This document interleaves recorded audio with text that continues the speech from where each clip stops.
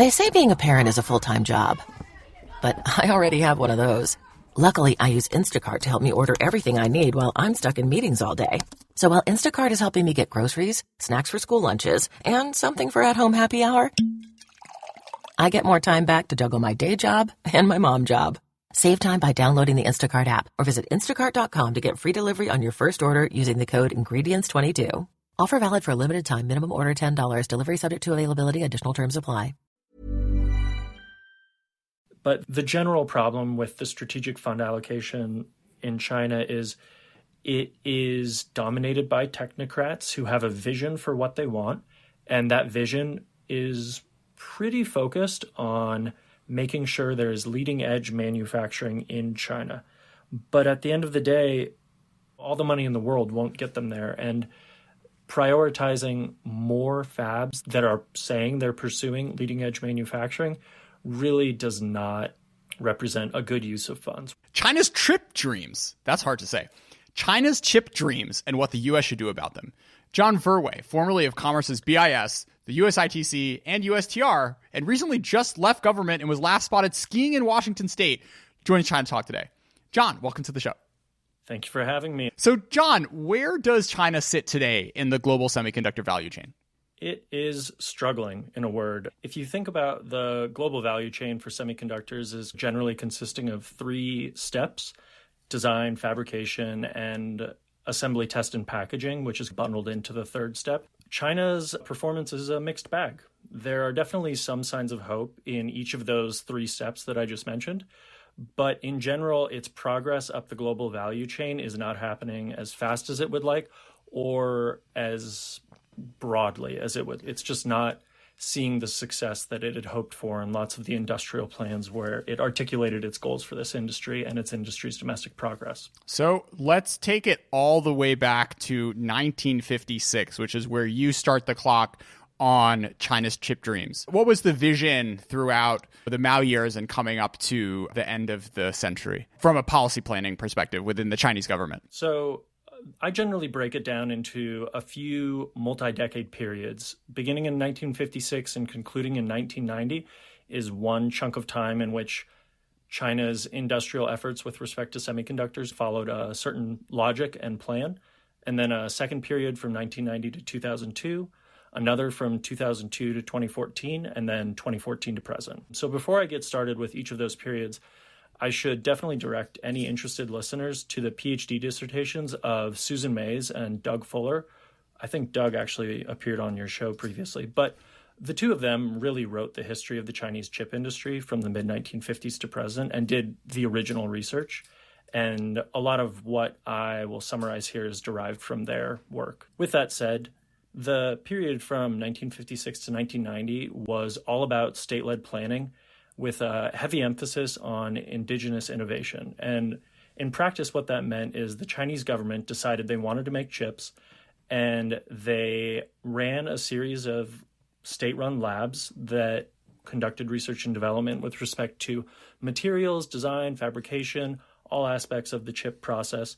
And then they also stood up state-owned factories. And in those factories, they would manufacture the chips that they thought were both going to be important from economic and national security perspectives. The result of that effort was several decades where they didn't really make progress at the same time that the rest of the international industry was making tremendous progress. And this was evidenced in a lot of different performance metrics, but generally speaking, when researchers would look into the state of the Chinese industry in the 70s and 80s, they would find that the factories were producing chips that were 10 to 15 years behind the leading edge at that time. And they would also find that the quality of the manufacturing process was distinctly lacking. And these factories were getting yields on their wafers as low as 20 to 40%. And obviously industry standard is much more like 80 to 90%, and ideally much more than that. And low yield, of course, is correlated with a limited number of functioning chips and therefore a lot of wasted money. So that's 1956 to 1990. 1990 to 2002 is a little bit more of a hybrid model of industrial development. You have a few large firms, some of whom were actually started during that 1956 to 1990 period, who were then endowed with quite a bit of state funding that they could then use somewhat at their own discretion, but they were encouraged to use that funding to create joint ventures with leading international firms and indigenize some of that technology from those international firms within China and create a few different operating models in the process. So notable joint ventures during the 1990 to 2002 period were with like Nortel in Canada, Philips in the Netherlands, NEC in Japan. And these were all successful insofar as the joint ventures were established and they did actually become functioning. But what the Chinese government had hoped for, which was tech transfer derived from these joint ventures, did not happen. And the marquee projects of this time period, Project 908 and Project 909, were failures in that regard. They spent quite a bit of money, and the outcomes that were hoped for by the Chinese government just were not realized. How much special attention was semiconductors getting in these two periods compared with other industries? Yeah, that's really the million or billion dollar question, right? I think the reality is the Chinese government understood that chips were important, and as a result, chips were included in a lot of their more general industrial plans, the 5-year plans, the science and technology roadmap plans. But there were very few standalone industrial plans which called out the chip industry and encouraged its accelerated development, and then also endowed Chinese firms with the funds to really pursue that goal. And that actually is a nice segue into what changed in the following periods from 2002 to 2014 and then 2014 to present, in that the Chinese government explicitly started focusing on the development of the chip industry. And of course, this was a very easy target for them to recognize because they had really never had the domestic production needed to satisfy their domestic demand in terms of chips. So by 2002, this was a severe deficit in regard to their ability to produce domestic chips. And in practice, it just meant the government started focusing explicitly on the industry, and they went after the leading edge pretty much out of the gate from 2002 to present. And the way they did that was by actually copying a production model in the industry known as the foundry business, in which you're just a contract manufacturer. You don't do any design, you don't do assembly, test, or packaging. You work with both sides of that equation, but your sole purpose in life is just fabricating chips in class 1 clean rooms, in big factories that require really expensive equipment. And it's the most capital intensive part of the overall chip fabrication process, but it's also obviously the most important, because if you can't physically make the chips, all the good designs in the world and all the testing and packaging in the world don't really matter. And the way they did that was by focusing funds on a few national champions, namely Semiconductor Manufacturing International Corporation, or SMIC, and trying to poach engineers from countries that already had existing programs or chip programs that were particularly well regarded. So this would be South Korea, Taiwan, Japan, the United States, and a few countries in Europe that really were leading then and continue to lead to this day in many respects. And the outcome of these efforts was actually, again, not really the success that Beijing had hoped for, because SMIC, while it did pursue somewhat of a fast follower strategy, and it did start to have manufacturing successes that were, let's say, 3 to 5 years behind the industry's leading edge, SMIC never really caught up to the leading edge. And this was something that, with the benefit of hindsight, is not too surprising. They just simply didn't benefit from having the best engineering talent in the industry, the best equipment in the industry, and the best process manufacturing know-how in the industry. And those are all essential if you're actually going to play with the big boys in this industry. Before we get to the most recent phase of this, can you talk a little bit about the challenge as well as the rewards one reaps from being at the leading edge? Yeah, absolutely. So the most obvious reward that you reap by being at the leading edge is you essentially are guaranteed that whatever you are producing is going to have demand, because consumer electronics firms always want the latest and greatest chips for their desired performance properties. And an easy example of this is something like the Apple Watch, which requires a very small but very powerful chip. And it's it's going to be the most advanced chip in the world on any given year simply because Apple can afford to pay the premium price for it. And on the flip side, Apple's primary contract manufacturer, TSMC, loves making those leading edge chips because they know they have a customer. And it's really easy for them to forecast demand for something that is the latest and greatest because they know Apple's going to want it. So that's the main benefit. The downside of it is the story of Intel more generally, which is if you mess up at the leading edge, your mistakes are going to be tremendously costly and take years to fix.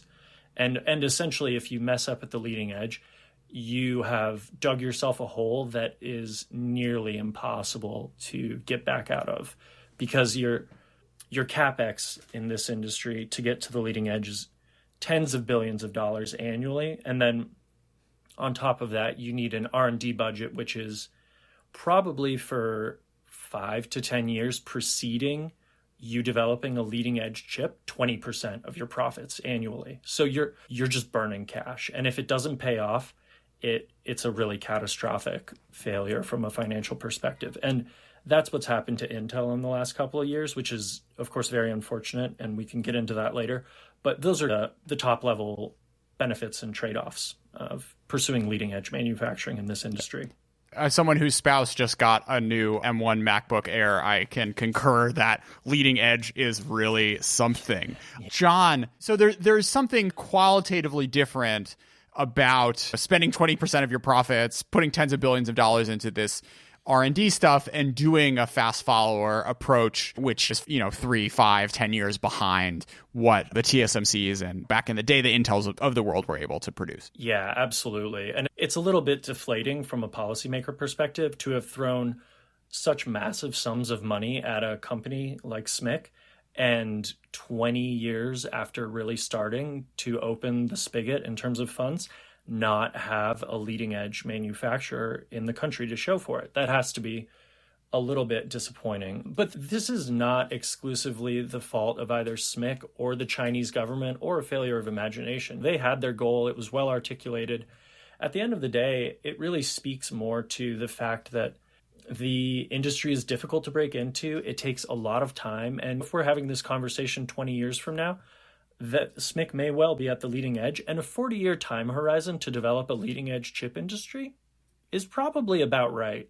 If it had happened within a 20-year period, this would be the sort of case study that Harvard Business School would eat up. It would be a pleasant surprise.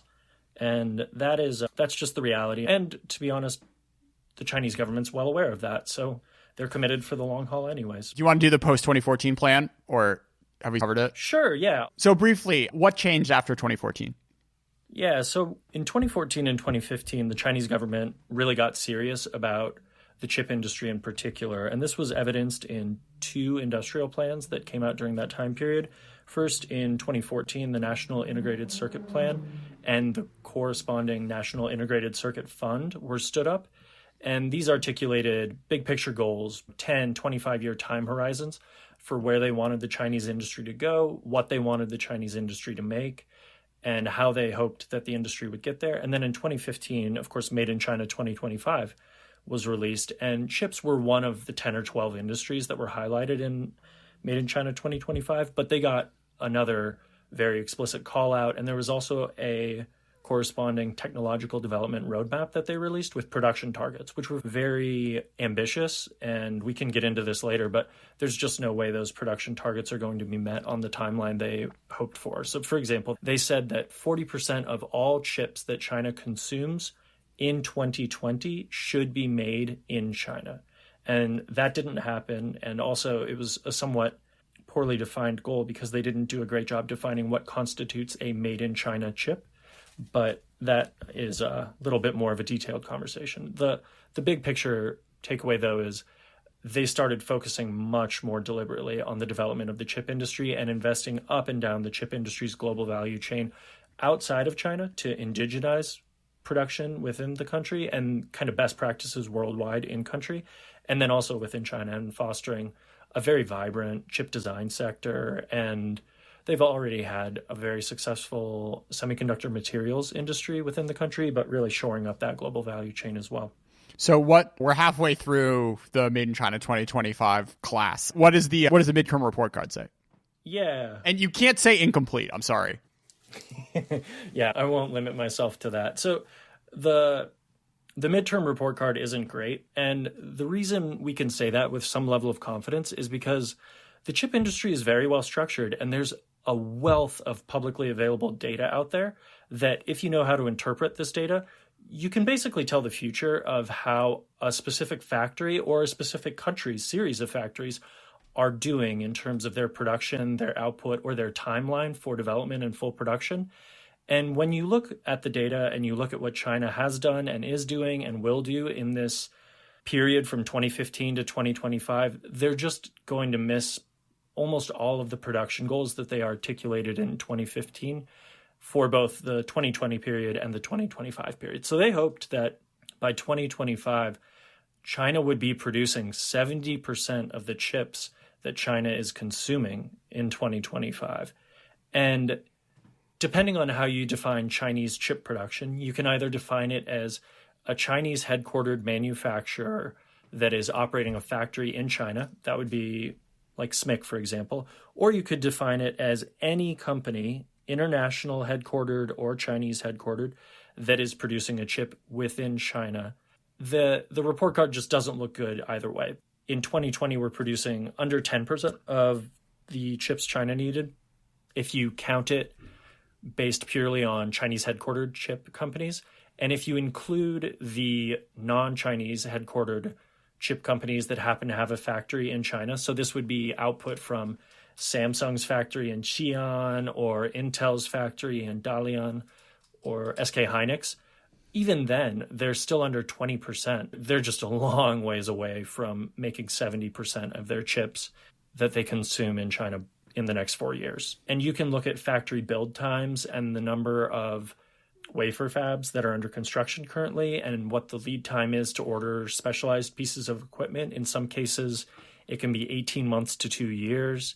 And then the time required to get that equipment up and running, get your process flow dialed in, and then actually get wafers and throughput up to the point where you're getting the commercial yields that you expect.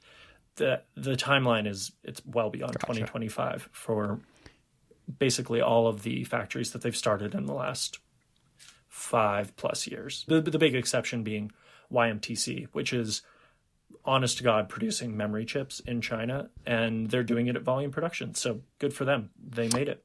So how does the Chinese government strategy differ from the likes of Taiwan and Korea and Japan when they were in the early stages of building up their own semiconductor industries? Yeah, great question. The first thing that I should say is the one thing they all have in common is everyone benefits from tremendous amounts of government support.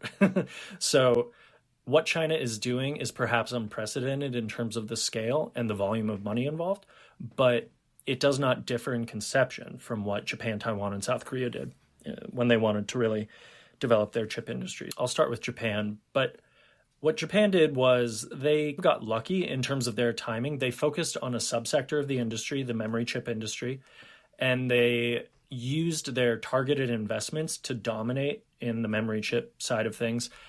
And the memory chip business is very cyclical. What happens is there is perceived demand for memory chips. The memory chip makers produce a ton of memory chips.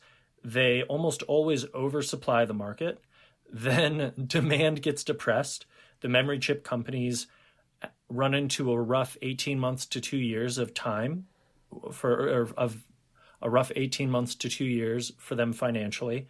And then demand kicks in again and they make more chips and the good times come back.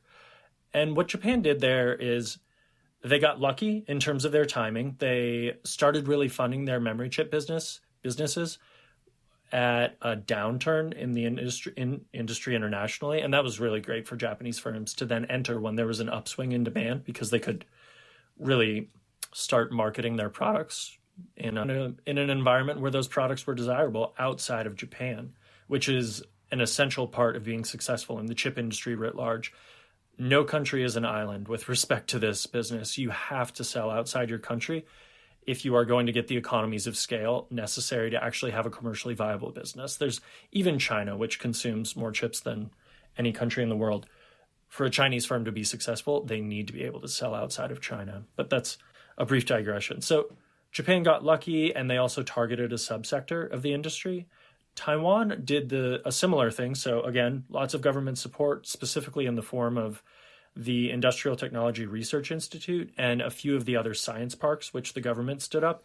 And these science parks were basically places that had preferable tax rates if you housed your business in them. They were free trade zones, or they had access to free trade zones, so you could avoid some of the friction that comes with international trade customs and duties.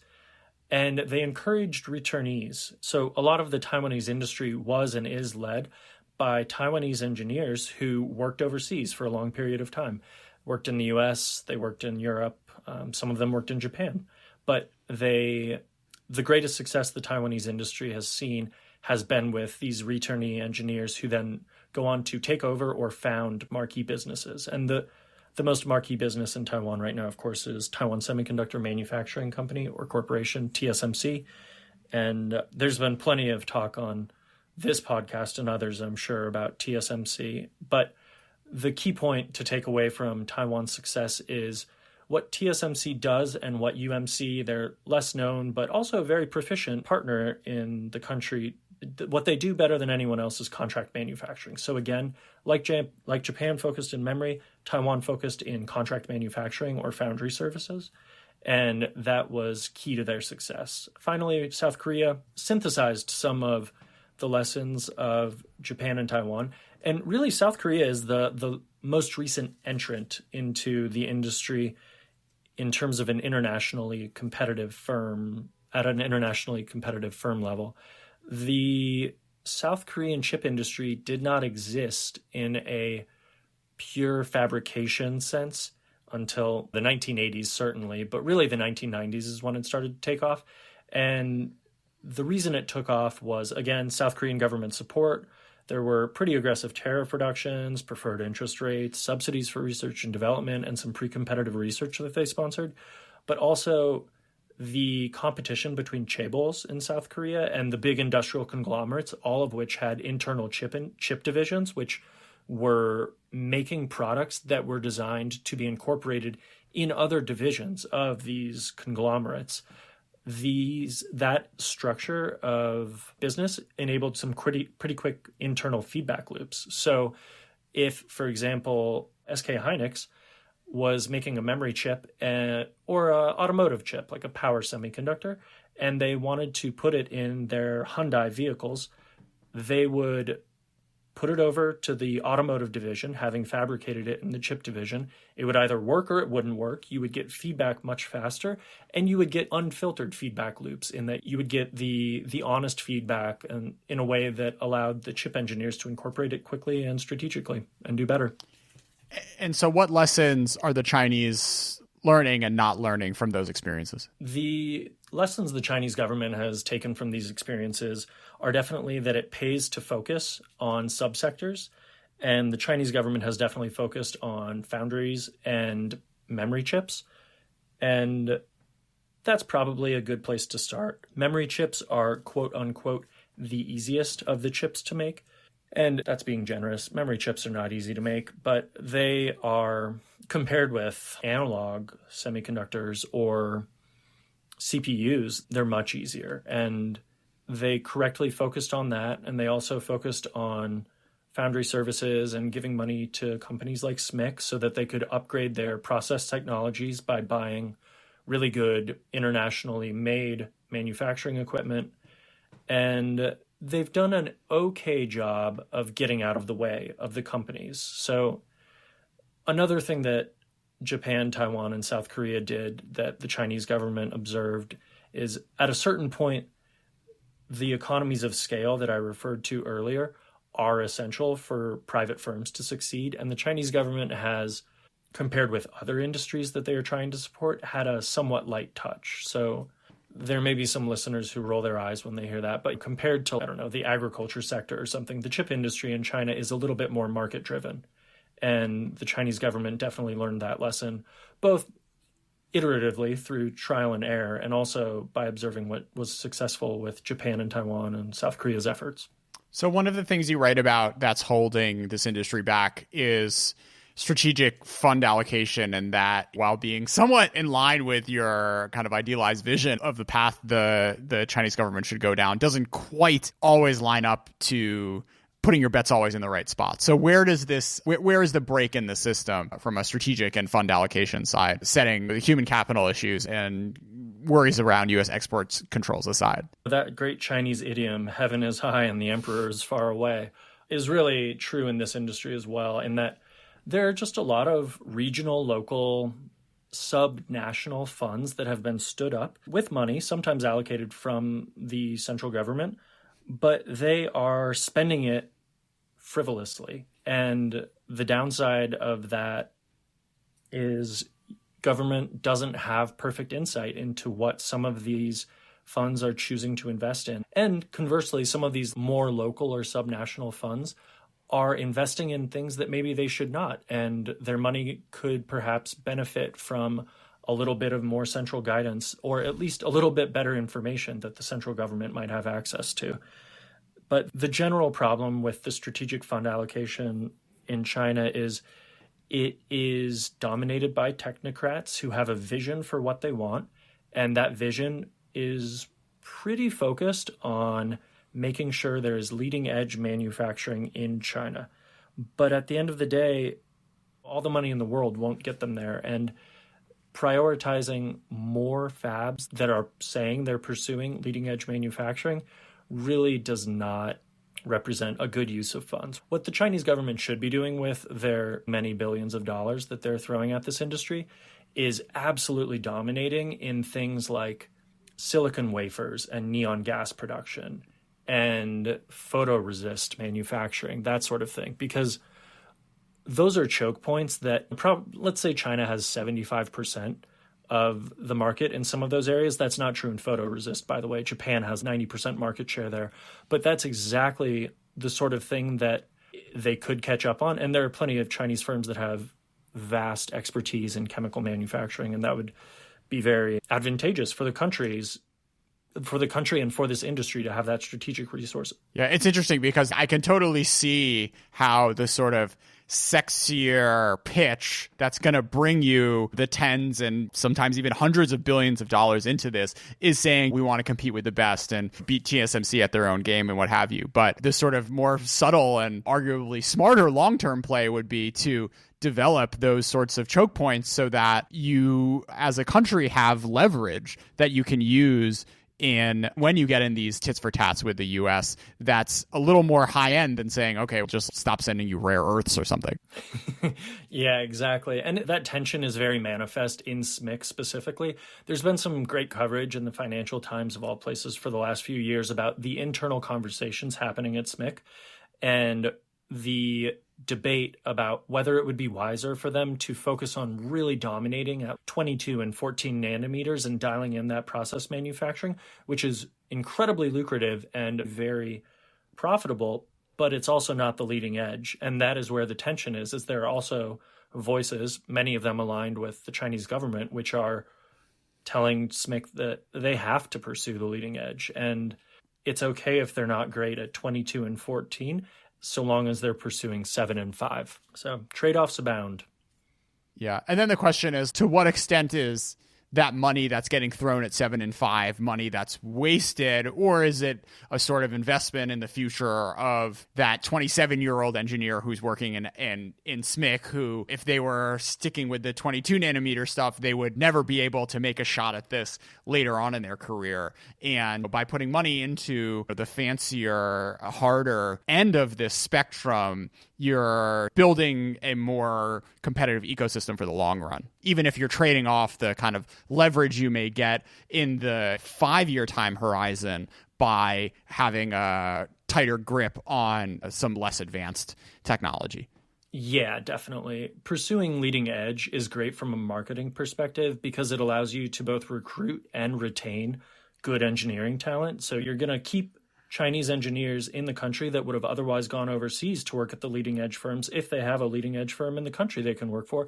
And also you can probably poach some Taiwanese engineers that are working at TSMC, or some folks from South Korea or Japan that are working leading edge stuff in their respective countries to come to China with the promise that they get to do the latest and greatest stuff. Gotcha. So let's turn now to the U.S. response. After leaving government, John, it seems like you have caught the Substack bug. Your Substack at semi-literate.substack.com is fantastic. You've been writing a number of posts looking at the developments in the U.S. policy sphere around these issues, and I want to talk you through some of them. So first off, the CHIPS Act. What is it? What does it get? And what's it missing out on? Yeah, absolutely. Thanks for the kind words. Semi-literate is really just a play on words because obviously I'm not an electrical engineer, so I'm only semi-literate with respect to this industry. The CHIPS Act is really interesting, and it's definitely the biggest effort by the U.S. government to support the domestic U.S. chip industry since consortium called Semitech was stood up in the late 1980s. So the CHIPS Act passed in January 2021 as part of the National Defense Authorization Act, which is the big annual bill that Congress passes that funds all of the defense priorities for the United States. And it's basically must-pass legislation. So anything that gets included as part of the NDAA automatically has a very good chance of becoming law. And this is what happened with the CHIPS Act. It was actually introduced last June or July, and it wasn't clear if it was going to get a standalone vote or not, but it ultimately became law through the NDAA. And as a result, it has a little bit more of a DoD focus than the original CHIPS Act, the standalone CHIPS Act had. But it takes a two-track approach here, where the U.S. government wants to both promote existing manufacturing capabilities in the U.S. and expand on those and expand on it in new directions for manufacturing capabilities, both for conventional semiconductors and also incentivizing research and development, which will, they hope, result in new chip architectures, innovative techniques for fabrication, a whole lot of advances that the industry is eager to realize now that Moore's Law is coming to an end.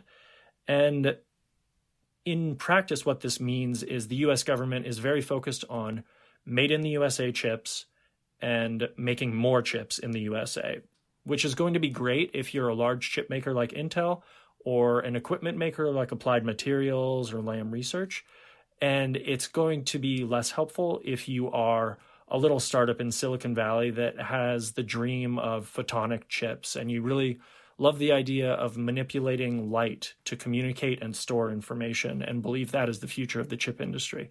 But as with all big pieces of legislation, the devil is in the details. This could all come to pass, and it could be both a great act that sustains the current model that has made the U.S. industry so competitive and also incentivizes innovation, which makes the industry competitive for 50 more years. It'll just depend on how the implementing agencies take Congress's intent and run with it. But my critiques of the act were, very much focused on that underemphasis on innovation. It called for a lot of redundant reports. There have been like 25 reports sponsored by the U.S. government in one form or another, either through a third-party contractor or directly by a U.S. government agency, all about pretty much every facet of the chip industry. Congress, for all of its pluses and minuses, definitely doesn't hire a lot of PhD electrical engineers. So there was some technical roadmap detail that was lacking. And the single biggest issue that's facing this industry relates to workforce and the ability to recruit and retain talented engineers from physics, chemistry, and the electrical engineering fields who want to work in chips for their careers. And for the most part, the act sidestepped those issues. So those were the big picture critiques. My favorite is the DNA chip. Have you seen this? Yeah, I've heard of this. I haven't seen it, but it's like an alternative form of compute, like biological compute or something, right? Yeah, it's the future. And what a shame Congress isn't on board. Not yet. Maybe some other agency will get it. Not yet. Give it the DNA chip lobby is 5 PhDs out at Stanford. It doesn't quite have the heft of an Intel, sadly, but they'll get there. not yet. John, you want to riff on the labs, not fabs theme? Do note that we recorded this a few weeks ago before Intel's new strategy announcement. Sure, yeah. In brief, the labs, not fabs thing is basically the fact that what we're observing writ large in the chip industry is a slow motion crisis. Moore's law is coming to an end, and in practice, what that means is the operating model in the chip industry, which has governed a firm's success or failure for the last 60, 75 years, which is cramming more transistors on smaller pieces of silicon, is coming to an end. So we are reaching the atomic limits of what we can do with traditional transistors and gates on silicon. And we need to come up with something else to communicate and store information that we have used chips for in the past. The best way to do that is going to be over-investing in research labs. And the US government has world-class research labs that are part of the Department of Energy, and some of them people know by name, like Los Alamos, and some of them people have never heard of, like Oak Ridge. But the punchline is the US government has these facilities that are centers of excellence. There are like 10 or 12 or 14 of them in the US, and they're filled with very smart engineers who love hard science and are very motivated to do innovative research.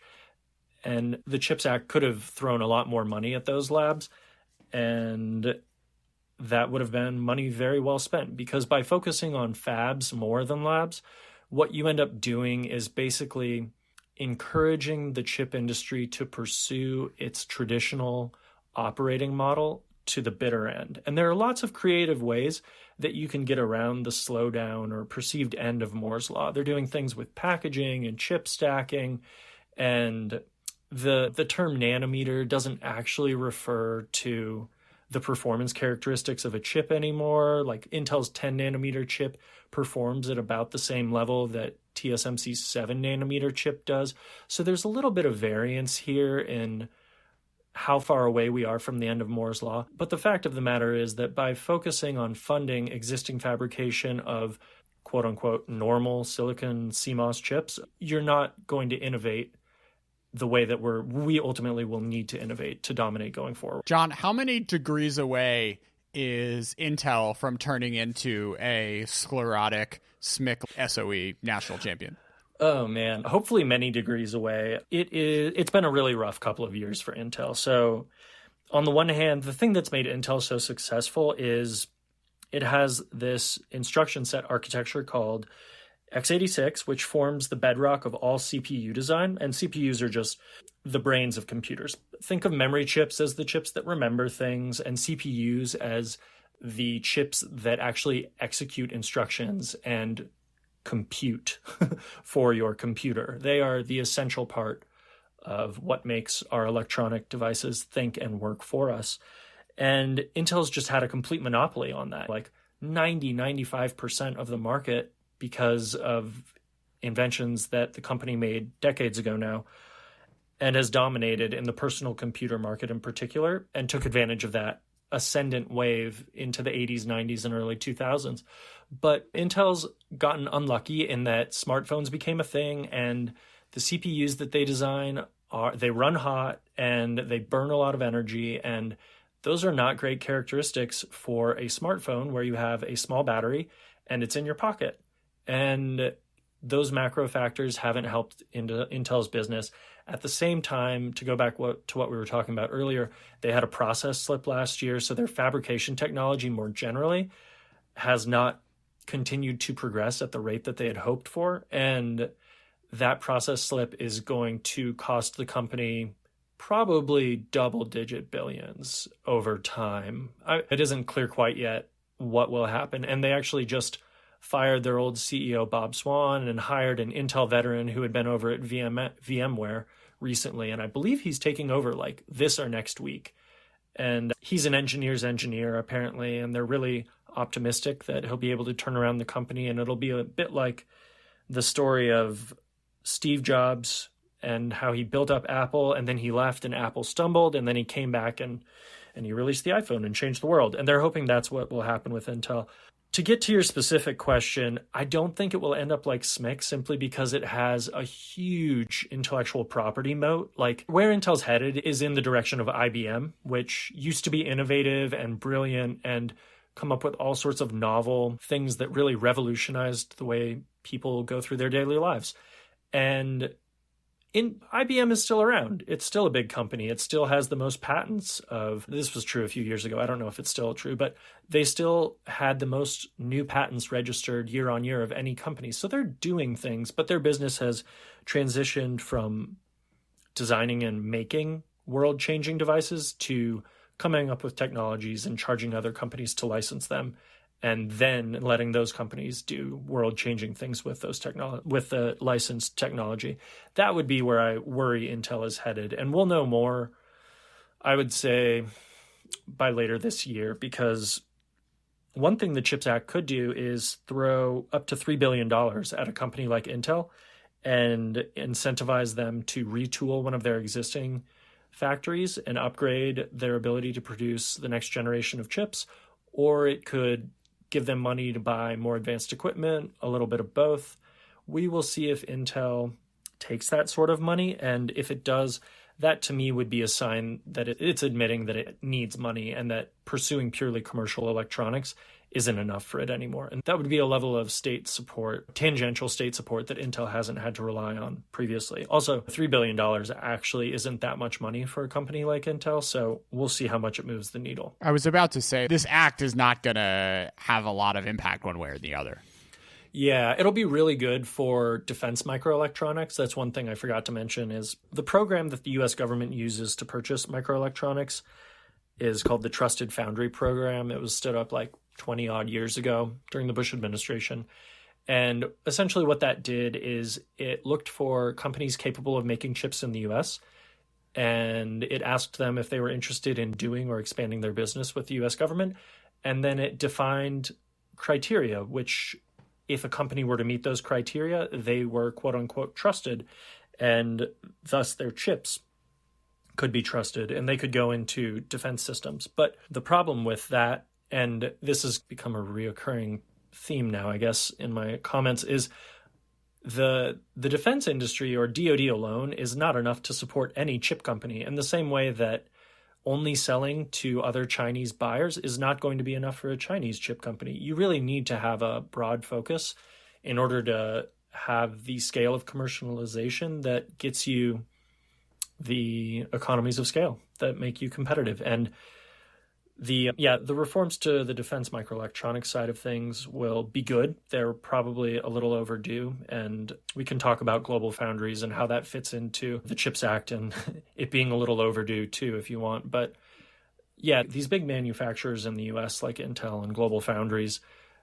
all could use some money and some help. It's just that from the perspective of an outsider who is interested in seeing the U.S. chip industry remain competitive for the next 50 years rather than the next 15 years, the focus on companies like Intel and Global Foundries that we see in the CHIPS Act is okay, but it's not really what we need long term.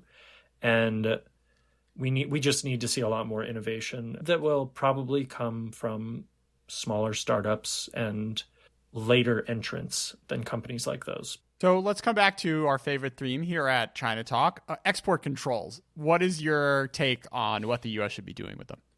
Yeah, complicated question. So export controls on chips and chip-related things to China are, of course, a hot button issue.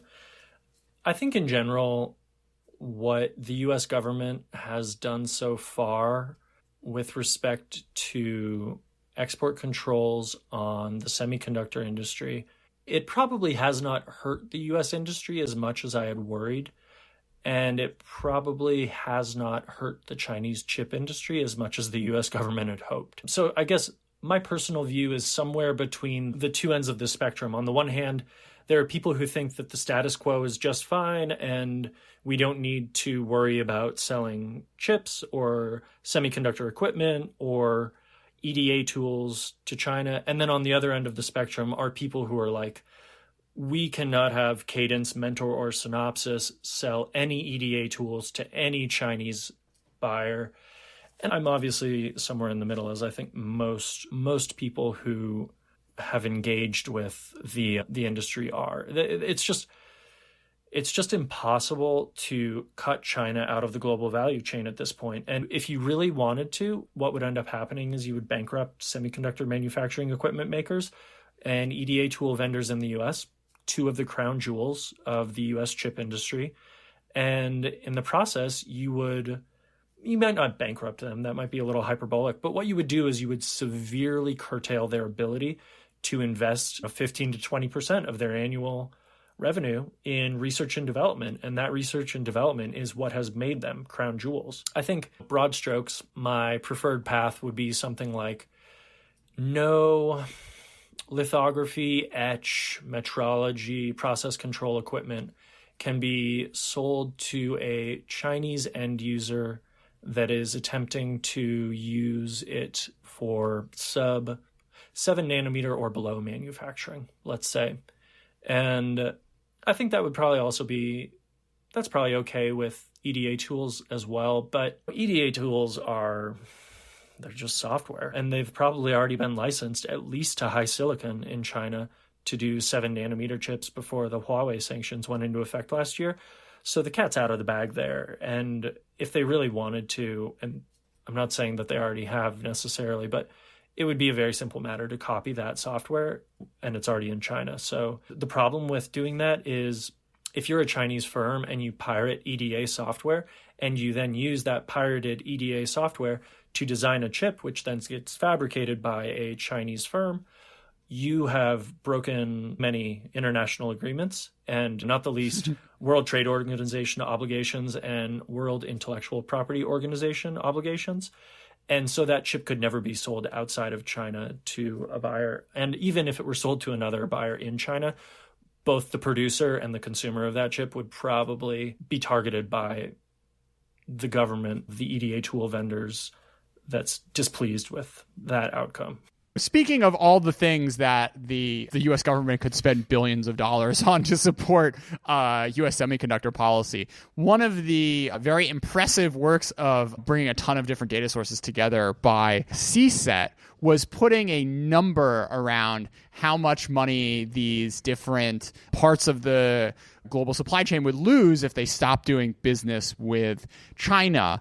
And at different points in the supply chain, you have different amounts ranging from $20 million all the way up to $1 billion for some of the chunkier ones. I'm curious, John, for your thoughts on the idea of compensating these firms for the losses that they would incur by having to stop licensing or selling their technology to China. Yeah, I like the idea on the face of it. I'm sure there are some WTO subsidy agreement problems that would need to be worked out. And you probably, as the it's 2021. Come on, WTO, like we can.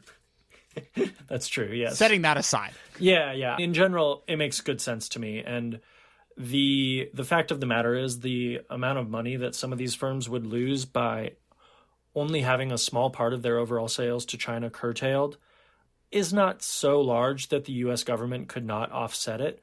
The bigger picture problem down the road would be the Chinese government's paranoia that sales from the U.S. vendor to Chinese buyers would potentially be impacted going up the ladder of nanometers down the road. And they would probably end up trying to design out U.S. suppliers. And so in the short term, compensating these U.S. vendors of equipment or EDA tools makes good sense, and you could probably offset it. But the Chinese government would look at that as it would be a bellwether for them. They would be quite concerned, and they would come up with some workarounds that would make sure the Chinese industry wouldn't have to rely on the U.S. as much as it had been previously. Of course, that reliance being incredibly lucrative for the U.S. industry. But John, hasn't that Rubicon already been crossed? Yeah, that is the comeback. And yes, to be clear, the Chinese government probably has internalized with some of the export control actions and sanctions of the last few years that decoupling in the chip industry more generally is desirable, and they're doing things to accelerate that. But they still are going to run into the fact that many subsectors of the chip industry are an oligopoly, and they cannot make chips without relying on U.S. inputs at this point. And I think to ban sales of specific nanometer chips and that sort of thing would further incentivize them away from it in a way that would be very damaging for U.S. firms, and that those U.S. firms could itemize. So I guess this is a nice segue to then bringing up the other part of what my desired export control policy on chip-related items to China would be, which is a plurilateral agreement where China doesn't have any other buyers to turn to. So Japan and the Netherlands, who are really the other countries that could benefit from, who have companies in their countries who could benefit from unilateral U.S. controls, which would cut off the ability of U.S. firms only to sell to China. If the U.S. can get Japan and the Netherlands on board, then I think this is totally the way to go. But barring that, I'm very cautious, because if you look at the comments submitted by a company like KLA or Teradyne in response to the BIS Foundational Technologies rule, they itemize the amount of sales that they lost following the export control actions on Huawei to competitor firms. And of course, their main competitor firms are, again, coming from Japan, the Netherlands, probably Germany, and maybe a few other countries. But that's trade diversion in action, and that's what happens with unilateral export controls on something that has widespread foreign availability. So U.S. government policy has to be responsive to that foreign availability. The other question I have is, like, focusing these export controls on the high end means that you may end up pushing the Chinese government into a strategy which they should have been doing all along, which is trying to focus on that 18, 22 nanometer strategy, which earlier in this podcast we talked about was potentially a more effective way for them to go out building this. Yes, absolutely. I think the greatest resource that the Chinese government could have right now is a Chinese foundry that was producing wafers with a yield over 90% for something below 22 nanometers.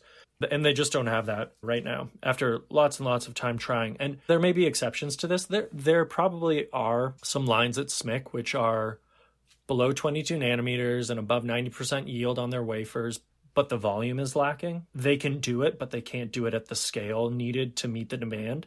And that really is probably where the Chinese government should have been focused for the last 5 or so years, 10, probably longer than that. But instead, they've really wanted to be wherever the leading edge is. And that now we are seeing the cost of that. So, John, Doug Fuller, a previous China Talk guest, has an argument in a recent paper which basically says that the U.S. government doesn't really have the capacity to do the sort of export control strategy you were laying out of being subtle and making calls on the edge that sort of thread the needle. What's your thought on this as someone who's been on the other side of things? Yeah, Doug's point is a good one. The two things that come to mind immediately are, first, the median wage in the chip industry is like $160,000 a year. So going to work in Washington, D.C. as an electrical engineer, your opportunity cost is quite high. And regulating the industry that you have a PhD in, that you could be working in, it's a real opportunity cost, both financially and professionally. And that means in practice that the regulatory agencies that govern export controls just don't have access to the level of technical expertise that you might hope for. And then conversely, the other point is, an agency like BIS isn't necessarily a perfect example of regulatory capture, but because they don't have that level of technical expertise, they do rely on industry quite a bit for informative input when it comes to decisions. And it cuts both ways. It's both a valuable service, and the public comment process that BIS has, you can look at every public comment that's submitted in response to a proposed agency action, and you'll see it's a lot of big corporations that are registering their concerns and submitting suggestions, and it's all on the public record. So it's very informative, but at the end of the day, the government has to be able to close the doors and make decisions. And I think Doug Fuller probably has a point when he says that there's a little bit of technical acumen lacking, and structuring these export controls in a way that threads the needle between targeting China or Chinese firms or Chinese end users without destroying parts of what makes the U.S. industry competitive is beyond the depth of technical talent. So that's not the nicest thing to say about a former employer, but I didn't really work on any export control stuff at BIS. I just did assessments and surveys. So no broken eggshells to step on. John Verwey, thanks so much for coming on China Talk. Thank you so much for having me. Appreciate it.